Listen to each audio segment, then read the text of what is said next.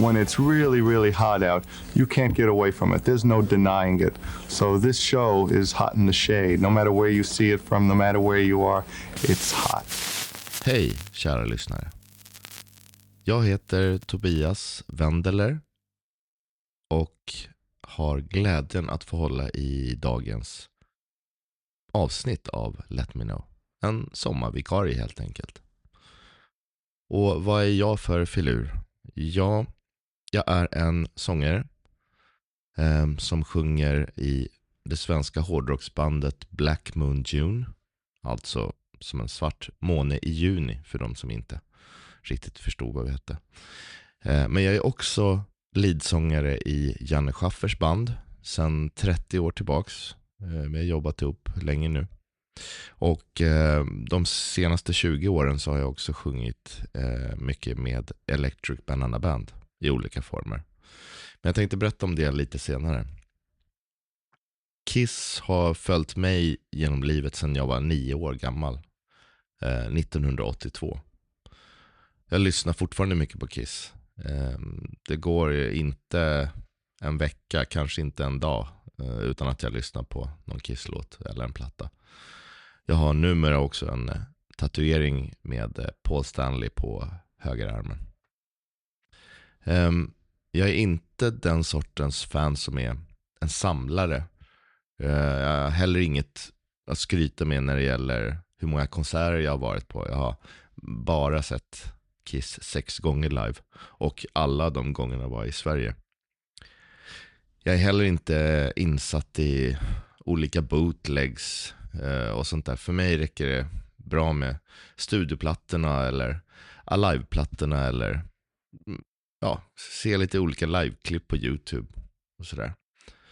Jag fascineras verkligen av Let Me Know-avsnitt som till exempel Lonely is the Hunter och liknande. Det är inte alls jag. Men mitt hjärta klappar lika starkt för bandet, skulle jag vilja påstå. Jag tror att man är olika bara. Jag tror att vi alla, du som lyssnar, också delar kärleken till Kiss. Fast man kanske gör det på olika sätt, i olika former. Alla på sitt sätt. Och det tycker jag är fascinerande och någonting fint. Vi som älskar Kiss, vi kommer alltid att göra det. Och jag tror att du, precis som jag, känner att vi är bandet evigt trogna. Som en familj ungefär. Både vi fans och relationen mellan fansen och bandet. Jag har haft flera saker som har inspirerat mig och flera källor musikaliskt genom livet. Idoler, sångare, band som har fått min låga för musiken att brinna lite starkare. Men om jag ska välja en enskild sångare som fick mig att så att säga tippa över från att tänka det vore coolt att kunna sjunga till jag ska fan lära mig att sjunga, då är det Paul Stanley. Hade jag inte hört honom eller upptäckt Kiss, då är jag ganska övertygad om att mitt liv hade sett helt annorlunda ut. Och det kanske är det som förenar oss Kiss-fans. Kiss kom in i våra liv och har hjälpt oss på något sätt, olika sätt, eller inspirerat oss i en period av våra liv när det verkligen var viktigt. Och för det är vi evigt tacksamma.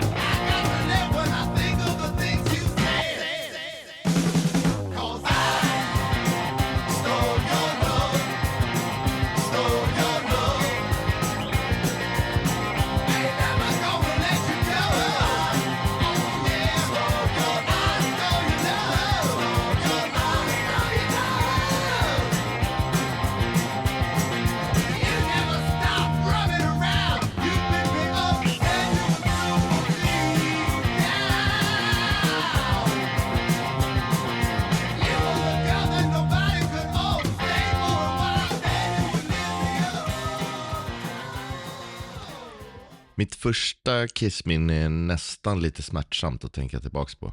Jag ska berätta varför. Jag måste ha varit runt 6 år gammal. Någonting sånt. Och vår familj firade midsommar med min mormor som bodde i en förort till Stockholm. Bredvid mormors hus så fanns en skolgård där kommunen hade fixat lite festligheter på midsommar. Och på det som egentligen var skolgårdens fotbollsplan så hade de ställt upp olika stånd med lottförsäljning och chokladhjul och ja, ni vet hur det brukar se ut. Någon hade fixat en midsommarstång och det var någon stackars gubbe som stod och spelade dragspel i ett hörn med en publik som var inte så intresserad. Och då var det en gubbe vid lotteriet som sa, ska du inte ta en lott, grabben? Och jag kollade på mamma och pappa och de nickade, så jag tog en lott och vann. Ja, vilket pris vill du ha då? Frågade gubben. Och så kollade jag upp på prishyllan. Och då fick jag syn på en stor docka med en man som var sminkat som en katt i ansiktet och ballakläder. Och det blev jag jätteintresserad av. Ja, den där, sa jag och pekade på dockan. Och det var ju en av de här 70-talsdockorna, alltså Kiss-dockorna då som föreställde Peter Criss. Ni vet de här stora dockorna från 70-talet. Och jag blev jätteglad såklart och bar dockan i handen och när vi gick tillbaka mot mormors hus. Och så kom jag ihåg att på vägen dit så var det 2 tonårsgrabbar som stannade till och liksom drog efter andan när de såg den här dockan. Och frågade, var har du köpt den där? Ja, jag vann den på lotteriet där borta, sa jag, pekade. Och de sprang dit direkt och jag gissade att de köpte alla lotter som fanns tills de hade samlat på sig alla Kiss-dockor helt enkelt. Jag hade ingen koll på Kiss då. Jag hade inte en susning om vad det var för något. Jag tyckte bara att den där dockan såg ball ut. Så efter en tid så tröttnade jag på dockan och bytte ut Peter Criss kläder till några så här gröna tygtrasor som jag satte på dockan, och så satte vi på en liten behållare med tandpetare i av trä. Så att han hade som ett pilkoger på ryggen, och så döpte jag om till Robin Hood. Ja. Och till slut tyckte jag att jag hade växt ifrån och leka med dockor, så slängde jag Peter Criss i sopnedkastet i vårt trapphus. I huset där vi bodde i Solna. Peter Criss, jag ber härmed om ursäkt. Och Tobias Ågren, som jag hette då, innan jag som vuxen bytte till min frus efternamn. Då var jag väl 6-7 år gammal.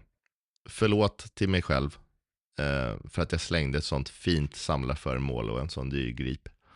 Bara några år innan jag fick Kiss som mitt livs största idoler. Ett par år senare, 1982, då var jag och familjen och hälsade på min farbrors familj i Nyhammar som ligger nära Ludvika i Dalarna. Och på väggen i min kusins rum så satt en affisch med 4 sminkade ansikten på. Jag tror att det var den här affischen som följde med Dynasty-skivan. Vilka är det där? Frågade jag nyfiket. Jag var väldigt inne då på Marvel och superhjältar och sådär, och de här figurerna på affischen ser ut som en blandning av riktiga människor och tecknade superhjältar. Ja, det där är Kiss, de är skitbra. Kiss? Jag tänkte, blev förvirrad om namnet. Ja, alltså Puss på engelska, förklarade min kusin. Jag kan lira en låt för dig om du vill. Och han spelade I was made for loving you, och jag kände direkt att okej, vänta, det här är någonting som fångar mig och som är intressant. Jag måste kolla upp det här. Och några månader senare så skulle jag fylla 9 år. Och i födelsedagspresent så hade jag önskat mig Kiss nya album, eller senaste skiva. Eller rättare sagt kassett, för att vara tydlig. För jag hade ingen vinylspelare ännu. Jag fick den i present och förväntade mig något i stil med I was made. Eftersom det var ju den enda låt jag hade hört. Och trodde att det var den stilen Kiss körde. Och istället fick jag en liten chock när första låten drog igång.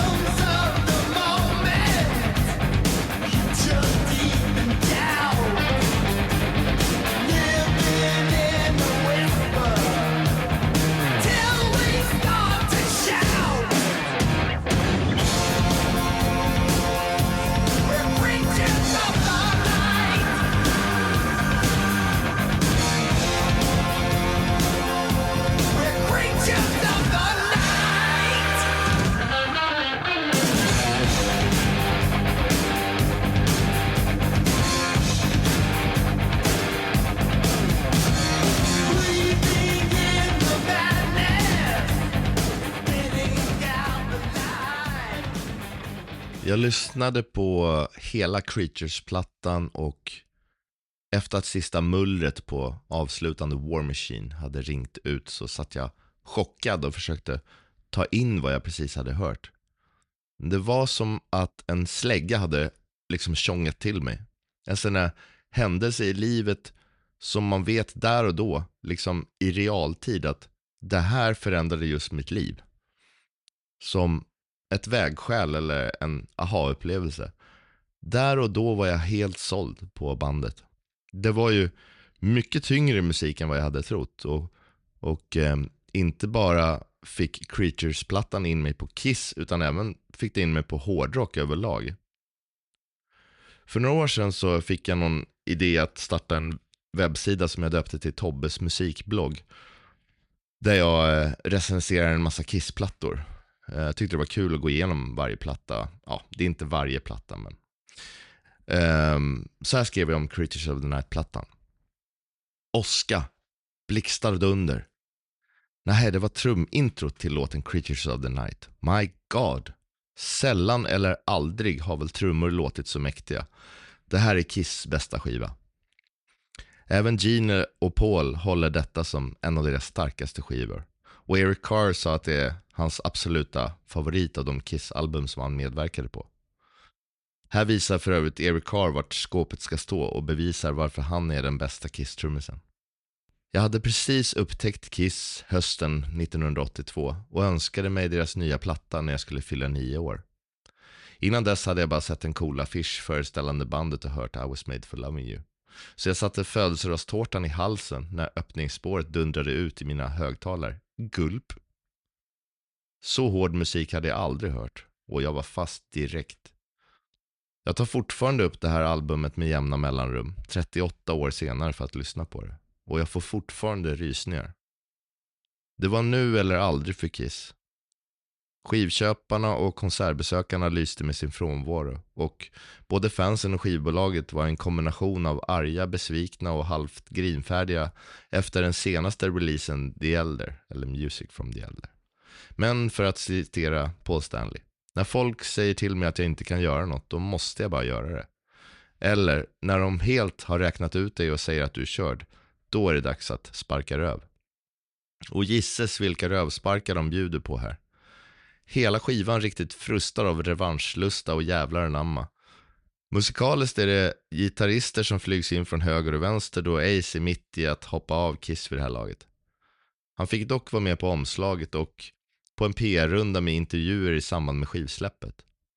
Även i videon till I Love It Loud och något tv-framträdande, men det står snart klart att den nya gitarristen i Kiss är Vinnie Vincent.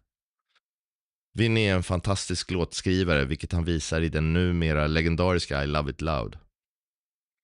En annan låtskrivare värt att nämna här är sångaren Bryan Adams, som bland annat var med och skrev War Machine. Jag försökte hitta något dåligt med Creatures of the Night, men jag hittar inget. Det är ett mästerverk. Låtarna: Creatures of the Night. Searching in the darkness, running from the day. Paul sätter ribban och slår an tonen direkt. Partyt är igång, adrenalinet är på topp. Paul vinner sång-VM. Dessutom väldigt bra gitarrsolo av Steve Ferris från gruppen Mr. Mister. Saint and Sinner, en av plattans höjdpunkter och en av Genes bästa låtar enligt mig. Mot slutet av låten så sätter ett tuggande gitarriff igång och låten blir ännu bättre. Omöjligt. En del tror att texten var riktad till Ace i med hans avhopp från bandet. Keep Me Coming. Ja, för fan, svängig gött. Rock'n'Roll Hell.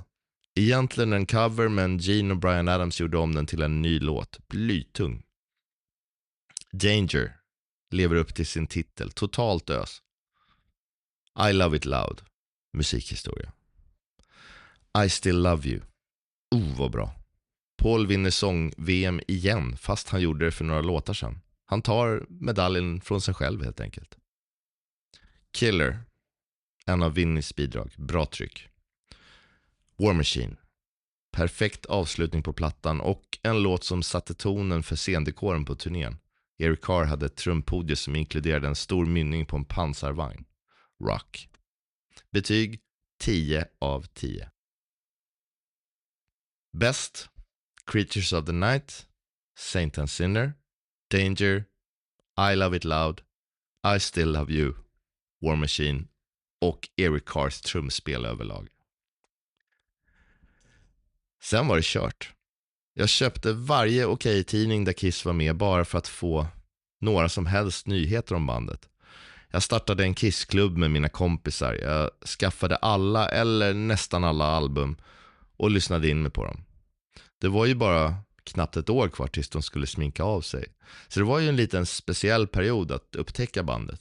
Dels gick man ju bakåt och lyssnade på de gamla ikoniska plattorna.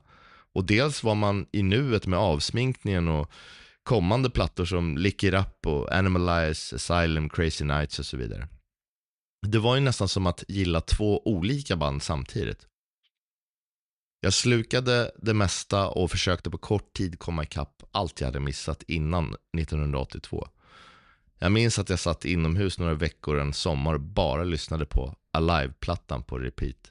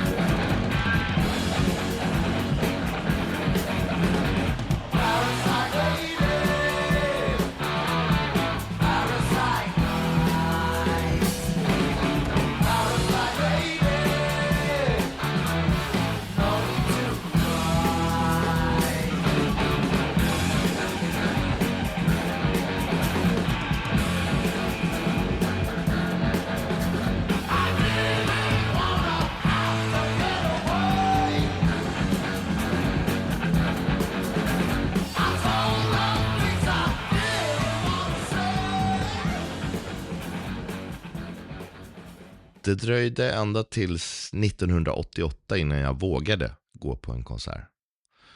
Jag som upptäckte Kiss och hårdrocken 1982 hade samtidigt någon sorts förutfattad mening som barn kring vad det innebar att gå på konsert. Jag trodde att det var lite farligt och osäkert. Det var mycket människor och trängsel och man kanske blir nedtrampad. Och det ledde till att jag missade konserter med favoritband som jag nu skulle kunna gett ett finger för att ha sett när det begav sig. Lick It Up-turnén, Animalize-turnén missade jag. Somewhere in Time-turnén med Iron Maiden, Hysteria med Def Leppard och så vidare. Men 1988 då hade jag samlat mod till mig och fick min några år äldre kompis Glenn att hänga med mig för att gå och se Kiss på Crazy Nights-turnén, giget på Isstadion i Stockholm. Jag skrev faktiskt dagbok när jag var liten varje dag och hittade de anteckningarna. Jag skrev så här: lördag 17 september 1988. Klockan 19 åkte pappa och hämtade Glenn och hans tjej. Jag var med i bilen också och vårt mål var Isstadion och Kiss. Pappa lämnade av oss och vi gick till ståplatserna. Det var inte alls så stort som jag trodde där inne. Men i alla fall något att hänga i julgran. Det ryms 10 000 pers där inne. Först var det förbandet Kings of the Sun och de var rätt bra. Efter ett tag, ungefär klockan 20:45, släcktes alla ljusen och man hörde en röst, en mörk stämma skrika: "All right, Stockholm. You wanted the best and you got the best. The hardest band in the world. Cheers!" De inledde med låten Love Gun och sen följde en rad nya och klassiska låtar. Stämningen var hela tiden på topp och jag dansade och hoppade och sjöng med hela tiden. Snacka om att jag är hes nu. Det var ungefär 7000 pers där. Ljudet var högt men jag trodde det skulle vara högre. Men det piper fortfarande lite i öronen fast jag hade öronproppar. Eric Carrs baskagge kändes i hela kroppen vartenda slag. Golvet vibrerade av basen. Under låten Firehouse tog Gene fram ett slags svärd som det brann i, på toppen, där man ska hålla egentligen. Han sprutade eld med munnen och sen slängde han svärdet i scengolvet så att den stod där och brann. Det var snyggt. Under balladerna tände publiken sina tändare och om man såg sig omkring så glimmade det i hela stadion och man fick verkligen en speciell känsla i kroppen. När en låt, jag kommer inte ihåg vilken, var slut tog Paul Stanley tag i sin gitarr och visade upp den för publiken. Sen drämde han till den i golvet så den gick i 2 delar och de delarna slängde han ut i publiken. De slängde också ut en massa plektrum och trumpinnar, handdukar och liknande. Jag fick tyvärr inte tag i något för jag stod ju inte längst fram. Det som var synd var att Eric inte gjorde något solo. Det blev jag besviken på för det hade varit kul. De körde de här låtarna fast inte i den här ordningen. Deuce, Strutter, Firehouse, Black Diamond, Cold Gin, Rock'n'Roll All Night, Love Gun, Crazy Crazy Nights, Bang Bang You, No No No, Reason to Live, Heavens on Fire, Lick It Up, Detroit Rock City, I Was Made for Loving You, Tears Are Falling, I Love It Loud, Shout It Out Loud och säkert några till som jag inte kommer på. Men bra var det i alla fall. När de sa good night så klappade vi in dem 2 gånger. Efter konserten köpte jag en Kiss t-shirt för 120 kronor. Innan konserten kostade den 190 kronor. Sen mötte vi pappa och han skjutsade hem oss. Äntligen har jag varit på min första konsert. Jippi, hej då. Och dagen efter så skrev jag söndag 18 september 1988. Vid 12-tiden idag åkte Anders kompis och jag in till Sheraton Hotel för att ta autografer. Först började det med att vi fick syn på Paul och Eric i hotellets matsal. Och vi var precis på väg in för att ta autografer när en vakt rusade fram och sa tyvärr grabbar, det är stängt. Och så stängde och låste han dörren rakt framför näsan på oss. Paul och Eric satte sig för att äta och vi tryckte uppgivet näsorna mot fönsterrutan och suckade. Sen stod vi vid restaurangens ruta och även hotellets huvudingång och väntade. Då och då såg vi grabbar från förbandet Kings of the Sun och jag tog några autografer av dem. Vi såg Gene Simmons också genom rutan efter 3 timmar. Och när vi vinkade med autografblocken och hojtade och hade oss så skrattade han bara. Men till slut kom i alla fall Eric Carr ut genom entrén och jag stod bra till och skulle säkert fått autograf om det inte hade varit sån trängsel. Jag blev skuffad bak i klungan och vakterna sa ta det lugnt nu hörni. Och Eric sa wait a minute, take it easy. Efter några sekunder så sa han sorry, I gotta go shopping, I will return later. Och försvann i taxi. Men innan dess passerade han mig och jag petade på honom. Egentligen är det störtlöjligt, peta på folk. Men jag kunde inte låta bli när han var så nära. Nåväl, det blev inga kissautografer så vid 16-tiden åkte vi besvikna hem. Här någonstans började jag dagdrömma om hur det skulle få vara att själv få stå på scen och sjunga eller spela någonting. A dream is only a dream until you make it real, har Paul Stanley sagt. Eller något åt det hållet. Tänk om jag kunde få stå där på scenen och få rocka loss. Jag bollade de här tankarna med min barndomskompis Anders Manjo. Sagt och gjort, vi började repa i en lokal. Jag hade tagit trumlektioner under några år så att jag kunde spela trummor och han kunde spela bas, men vi hade ju ingen sångare. Men på kvällarna så satt jag med mina hörlurar på rummet och lyssnade på olika plattor och såg mig själv sjunga det jag hörde. Och den här låten lyssnade jag på tusentals gånger. Blundade och såg framför mig att det var jag som sjöng.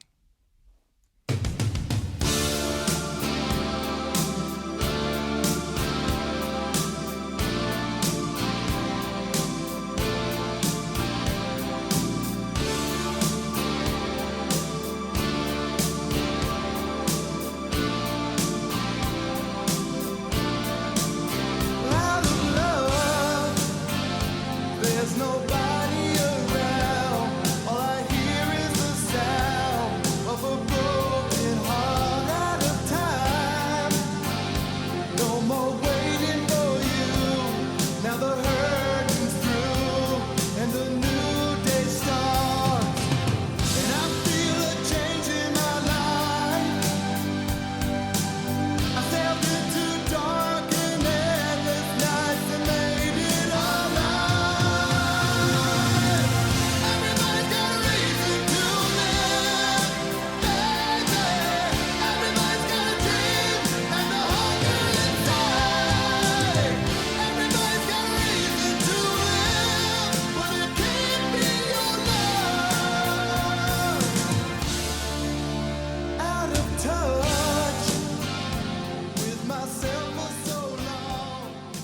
jag skulle satsa på sång så måste jag ju våga testa. Faktum är att det är det som är det viktigaste för att komma igång, att våga försöka. För några år sedan så kom en man från publiken fram till mig efter en spelning och berömde min sång.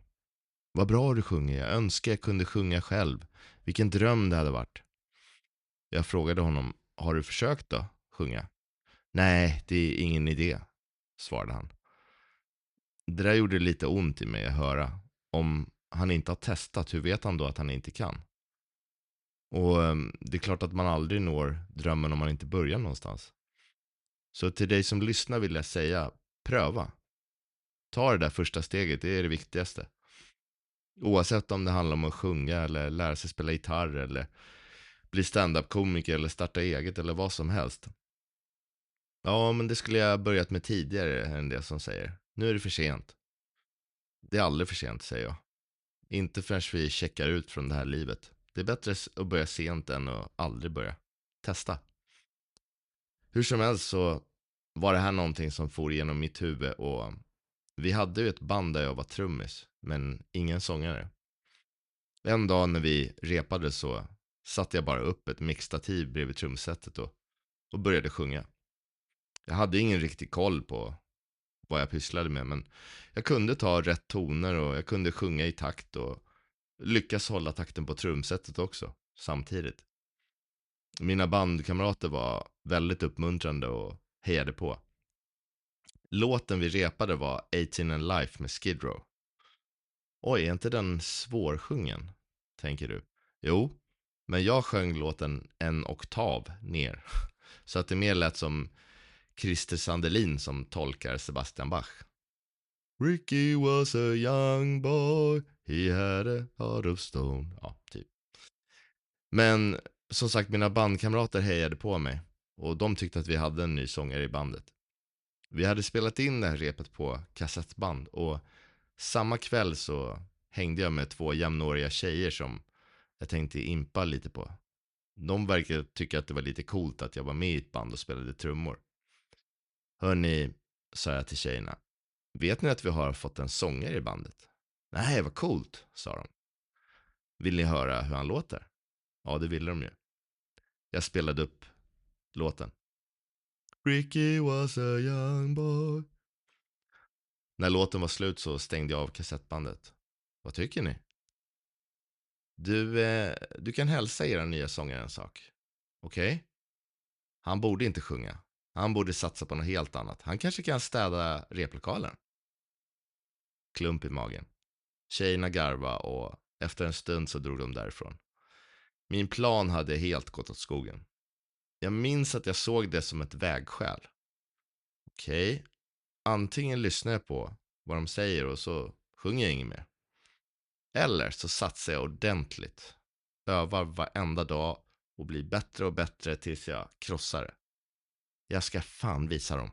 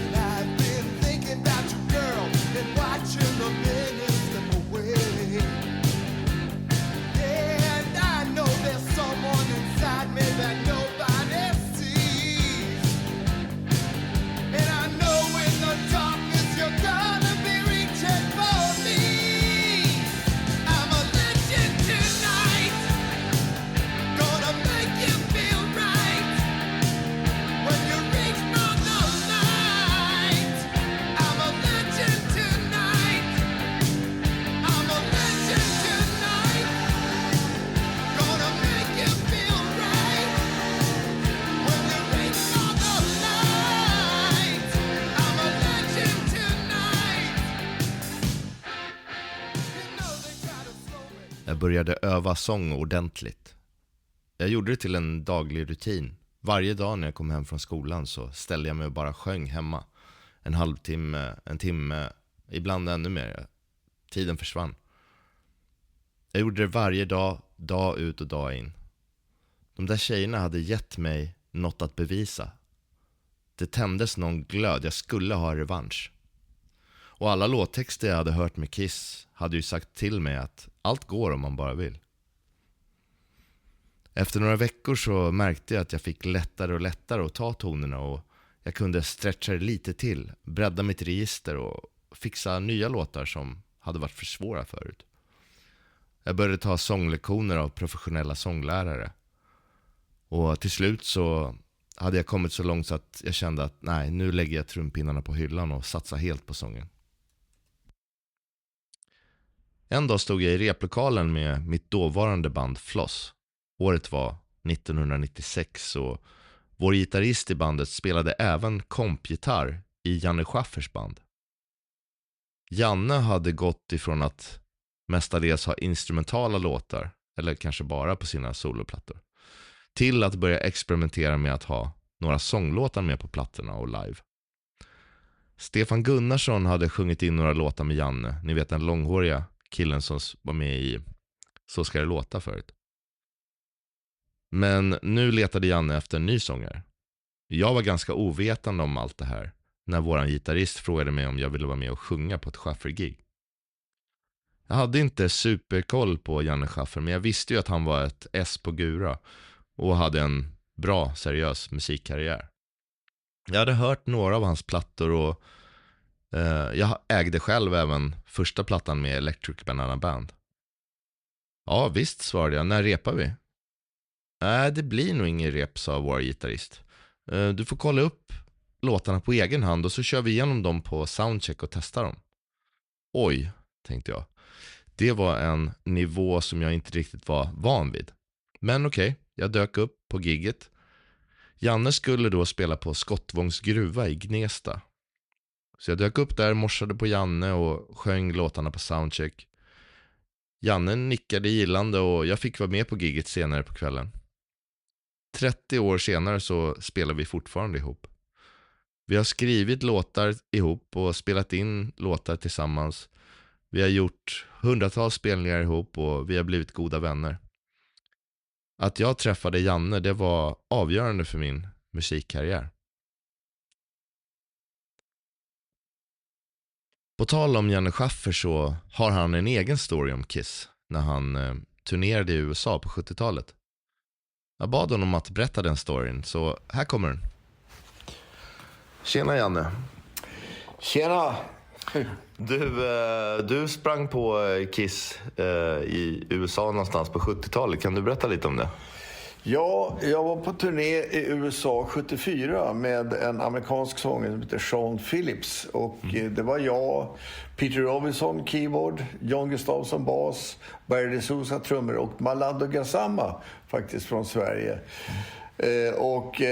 Vi turnerade runt, gjorde 42 jobb på 47 dagar. Och mot slutet där, vi började i Kanada faktiskt, i Quebec. Montreal och Toronto spelade vi. Men vi slutade då i Kalifornien. Och jag för mig att det var på slutet av turnén när jag kom på flygplatsen i Los Angeles. Och vi höll på att checka in. Vi skulle flyga till Phoenix eller något sånt där. Så säger plötsligt någon av killarna att det kom ett gäng med långhåriga killar där med väskor och grejer. Så, där kommer Kiss. Fast då hade man ju bara sett Kiss. Det var ju ett band som var sminkade. Så ingen visste hur de såg ut, va? Jaha, sa jag. Är det så de ser ut? Och sen passerade de bara förbi. Jag sa inte ens hej eller någonting. Jag visste knappt vilka det var. Så att, men då såg jag Kiss osminkade, vilket jag måste då ha varit väldigt unikt på den tiden. Ja, det kan inte ha varit vanligt. 74. 1974? Ja. Ja, vad häftigt. Samma år som ABBA vann med Waterloo. Ja, just det. För efter den turnén så kom jag hem och var hemma bara 2 veckor och så kommer ABBA och frågar om jag har lust att åka med dem på en promotion-turné. Ja. 2 veckor, men det var inte populärt hemma så vi hade en son som var 1 år då och hans mamma tittade på mig så sa hon, skakade på huvudet, du ska nog inte åka där. Så jag gjorde inte det. Skröt du för Björn och Benny att du hade sett Kiss osminkade? Nej, jag tror inte. Alltså jag hade ingen riktig koll på Kiss kan jag säga på den tiden och jag tror inte Björn och Benny hade det heller. Så att, men det var med Beach Boys och Beatles och många andra grejer som vi satt och lyssnade på. Så att, nej, det var inte Kiss lyssnade inte på. Gene Simmons och Paul Stanley hade ju också Beatles som förebilder, så där är ju något gemensamt med. Ja. Men och så har du varit med på samma platta som Kiss-gitarristen Bruce Kulick också. Just det, för det var ett gäng som frågade mig som heter Reggae Kiss. Och frågade om jag hade lust att vara med och göra en reggae-version av en Kiss-låt. Ja, visst, så jag då. Låten heter Bet. Och Bruce spelar på en annan låt på den plattan, har jag förstått.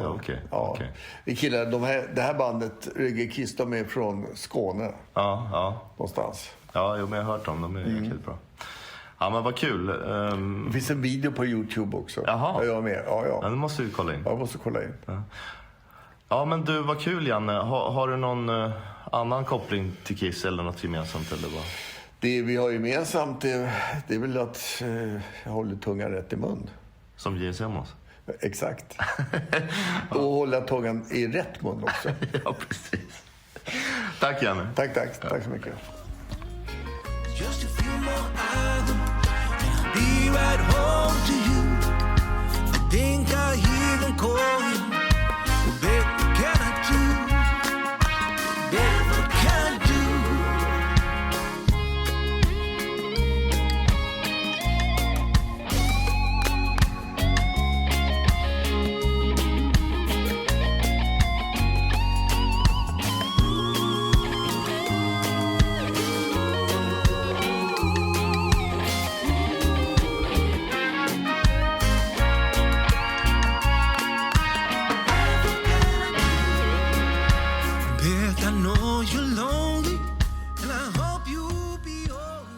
Sen 20 år tillbaka så sjunger jag även med Electric Banana Band. Där jag numera också har en egen karaktär kallad Djungel-Jim. Det är en glad upptäcktsresande med kakifärgade shorts och djungelhatt som Lasse Åberg har designat åt mig. Det började med att jag var med och tävlade i Mello som en del av Electric Banana Band. Tillsammans med Schaffer, Lasse Åberg, Klasse Möllberg och bröderna Rångedal 2006. Och de senaste åren är jag också med live på turnéerna där jag sjunger lead tillsammans med Åberg och Möllberg. Alltså stärker upp leadsången helt enkelt. Schaffer brukar kalla mig för Electric Banana Bands spöksångare. Jag är med för att stärka upp soundet, kan man säga. Nu tänkte jag spela den låten som vi öppnar våra konserter med Electric Banana Band.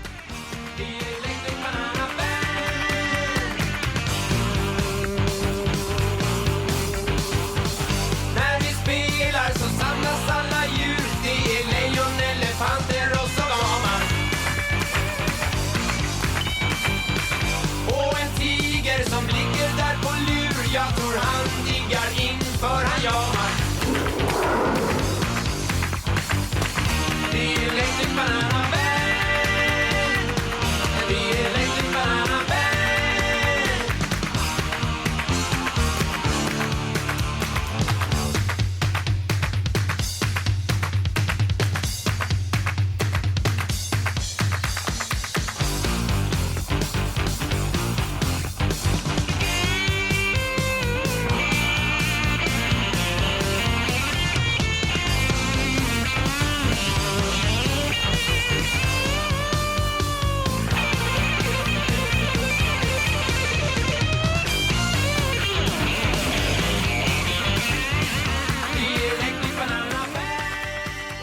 Jag vill tacka Kiss och Paul Stanley för att de finns i mitt liv. För att de gav mig den gnista som jag behövde för att jag skulle viga mitt liv åt musiken och bli sångare. Kiss har funnits med och finns fortfarande med i mitt liv. Och det har även gått i arv till min son Malte.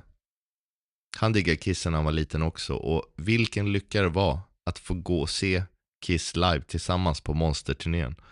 Att få se hur det liksom lyste i ögonen på honom på samma sätt som det gjorde på mig när ljuset släcktes i konsertlokalen och vi hörde orden All right Stockholm.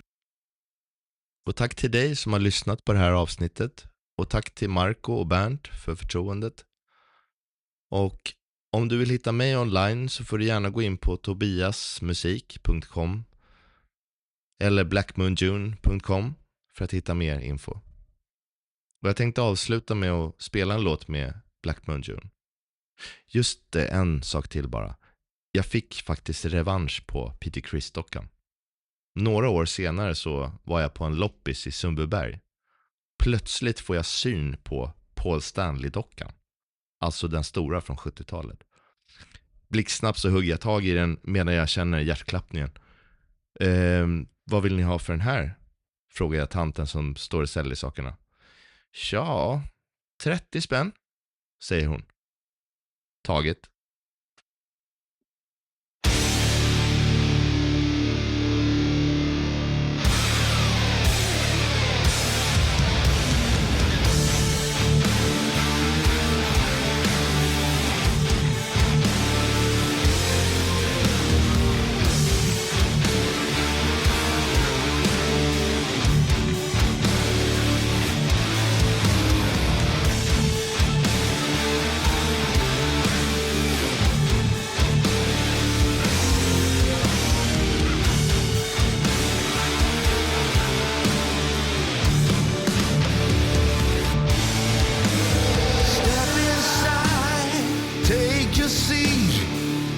And enjoy the ride. You are so full of life and energy. Little child, you just begun to explore it all. I hope your fire burns for a while. Freeze the moment.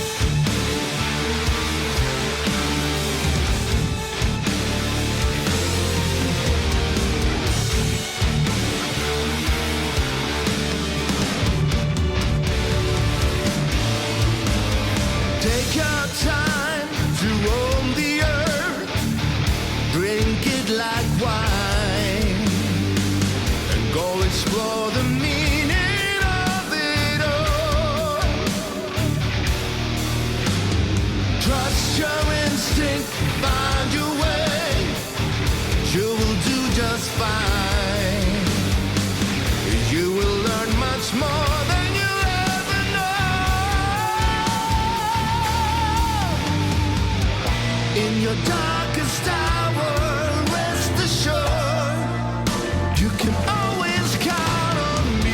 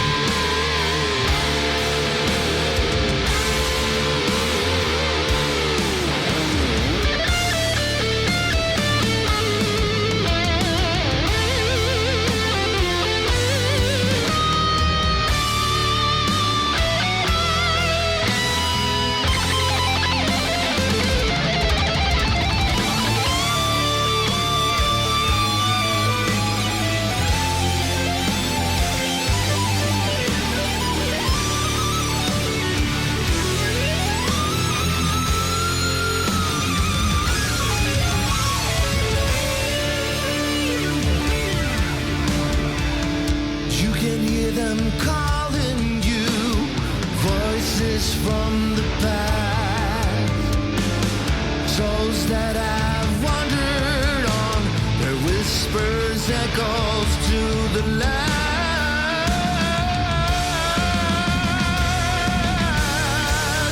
World divided, will you stand or will you fall? In the center of it all, here we are.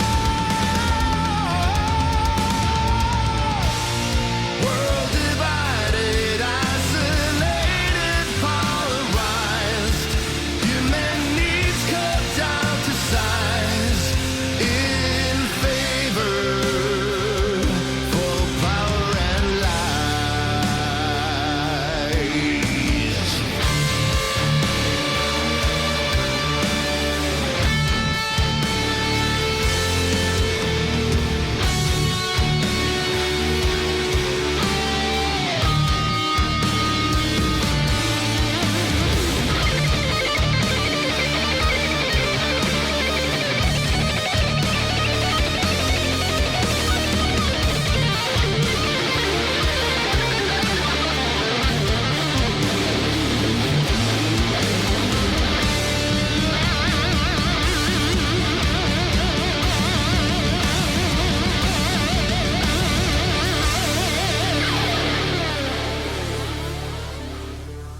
And I hope you've enjoyed this because it's been a thrill for us.